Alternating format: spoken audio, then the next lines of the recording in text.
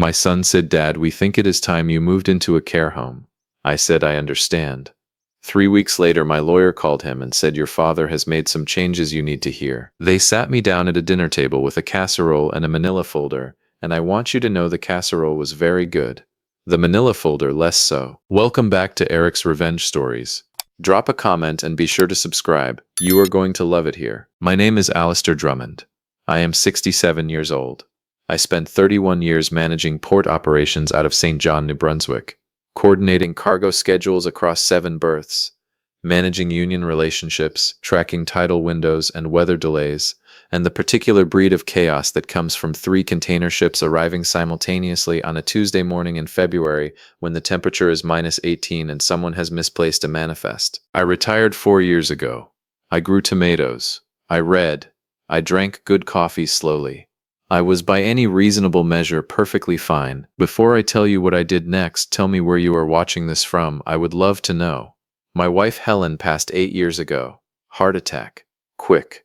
I will not linger on that because Helen would have found lingering extremely irritating, and she would have been right. After she was gone, I kept the house on Wentworth Street because it is a good house, because Helen chose it, and because I am 67 years old and entirely capable of choosing where I live. I had 2 children. My daughter Renata lives in Calgary and calls me every Sunday without fail, and once mailed me a jar of salsa she made herself, which I found both touching and alarming. My son Mitchell lives 40 minutes from me in Sussex with his wife Cara.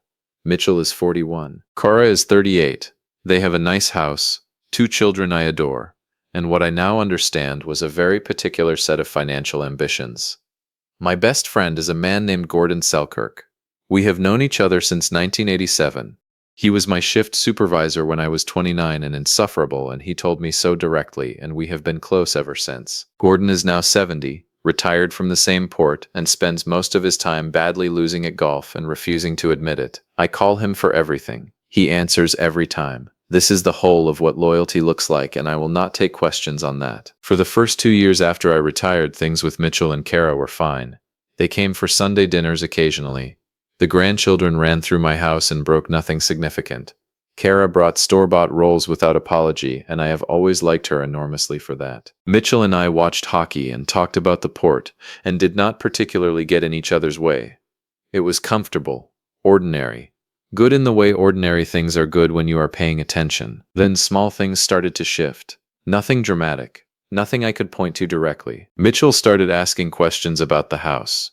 Not curious questions. Careful ones. How was the maintenance going? Had I thought about whether the upkeep was getting to be a lot? Had I spoken to anyone about my plans for the property? I answered honestly because I had nothing to hide. The house was fine. The maintenance was manageable. My plans were to continue living there indefinitely because again I was 67 and perfectly fine. Cara started making comments about my driving.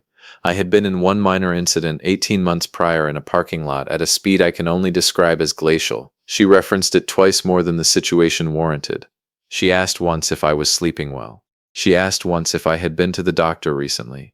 Individually, these are the questions a caring daughter-in-law asks. Together, over 3 months, with a particular frequency and a particular tone, they started to feel less like concern and more like a file being built.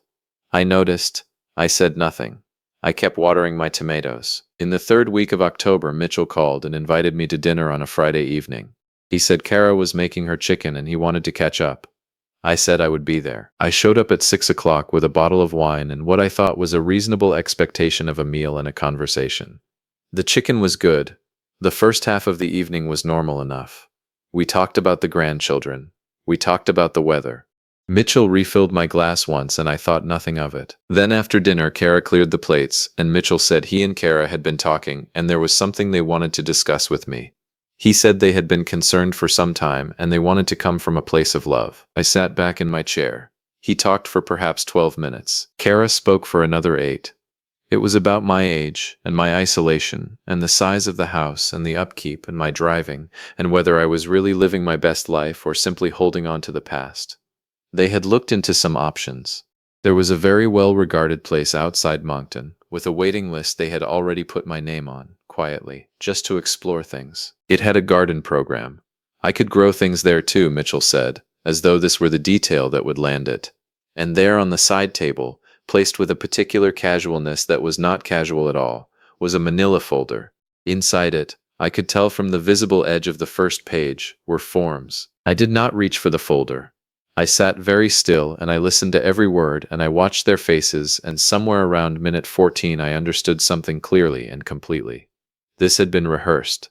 The phrasing was too clean. The transitions too smooth. The folder too conveniently placed. The waiting list already started. This was not a dinner. This was a presentation, and I was the only person at the table who had not seen the slides in advance. They finished. They looked at me with expressions of careful, practiced concern. I said I understand. Mitchell looked relieved. Kara looked relieved. They exchanged the smallest glance.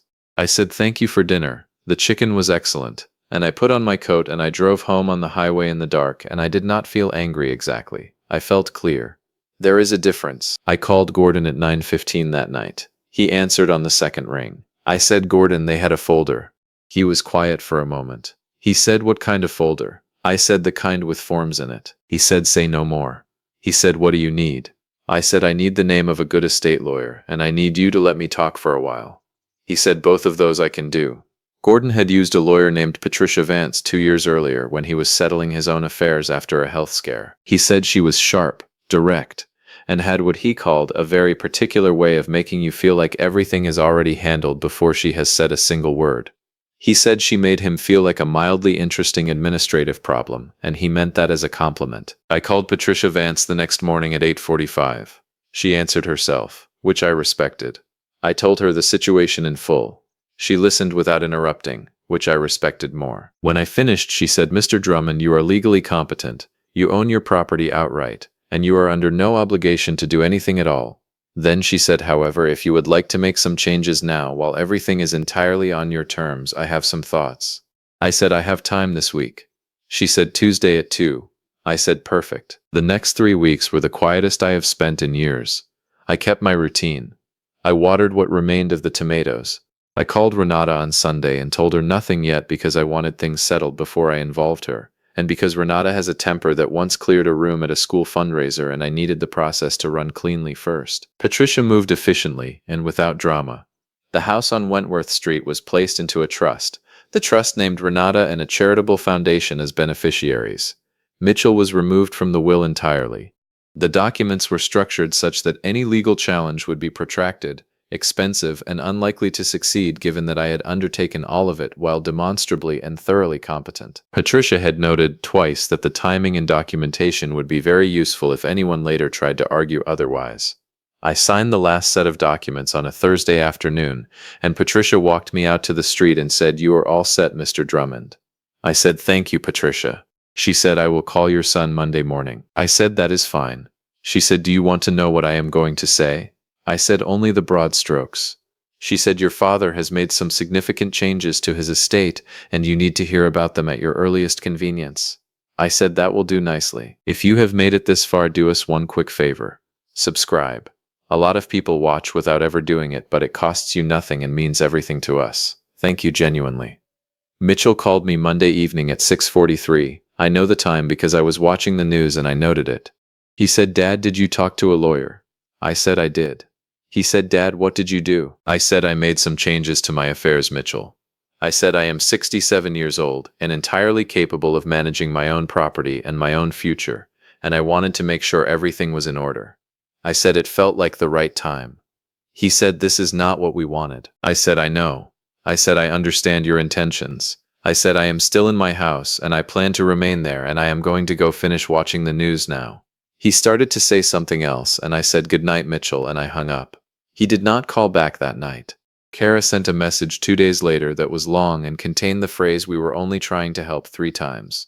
I read it once and put the phone down. I did not respond. I called Gordon that evening. He said, how do you feel? I thought about it honestly, and I said, like a man who moved a very large thing entirely by himself and is surprised it worked. He laughed, a real one, the kind that comes from deep in the chest. He said, you want to come for dinner Thursday? Margaret is making soup. I said, what kind? He said, the good kind. I said, I will be there. I sat at Gordon and Margaret's table on Thursday evening and ate a bowl of soup that was in fact the good kind. And Gordon told a story about his golf game that had absolutely no satisfying conclusion and took 9 minutes. I did not time it. I am only estimating